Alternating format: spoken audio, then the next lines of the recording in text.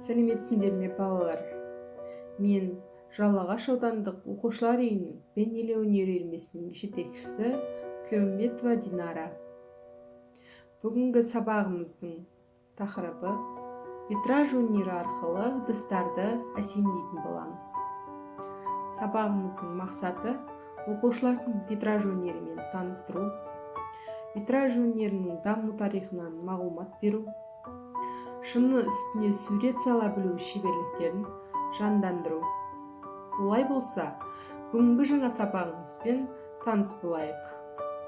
Витраж француз тілінде витре, латын тілінде витрум, яғни шыны, металл, көбінесе қорғасын өсек арқылы бекітілген түрлі түсті әйнектерден жасалатын ою-өрнекті немесе сюжетті декоративті композиция. Әдетте терезеге, есікке, арқалық қабырғаларға, дербес панно түрінде салынады. Витраж түрлі түсті шыны арқылы өтетін жарық сәулелердің құбылуы арқылы интерьерге көркем түр береді. Құрылыс тәжірибесінде ғимараттың түгел немесе ішінара әйнектелген қасбеті де витраж деп аталады. Витраждың қарапайым түрлері ежелгі Мысырда біздің заманымыздан бұрын 2000 жылдықтан бастап жасалған. Орта ғасырлардағы батыс Европа сәулет өнерінде ғибадатханалардың интерьерін безендіру витраж өнері шарықтау шегіне жетті. Витраж Қазақстанда 20 ғасырдың 60-70 жылдары қоғамдық ғимараттар, театр, кафе, бар, мектеп, кинотеатрлардың интерьерлері мен экстерлері безендіру арқылы белгілі бола бастады.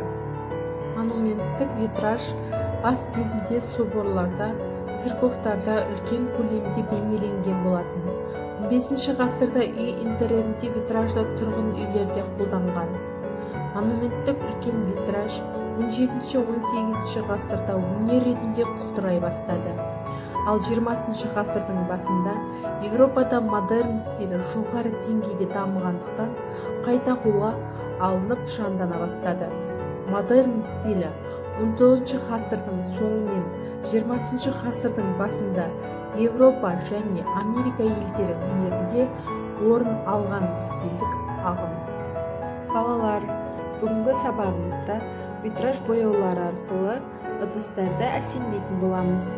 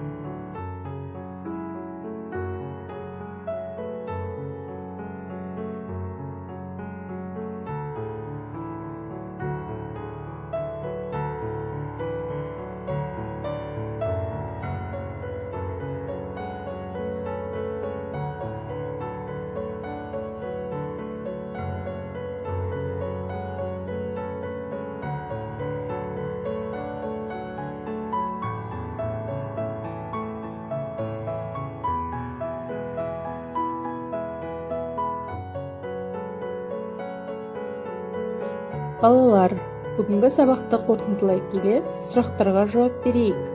Витраж дегеніміз не? Витраж өнері қай ғасырда жасалған? Қай ғасырда витражды тұрғын үйлерде қолдана бастады? Витраж Қазақстанда қай жылдары және қай жерлерде қолдана бастады? Назар қойып тыңдағандарыңа рахмет. Сау болыңдар балалар.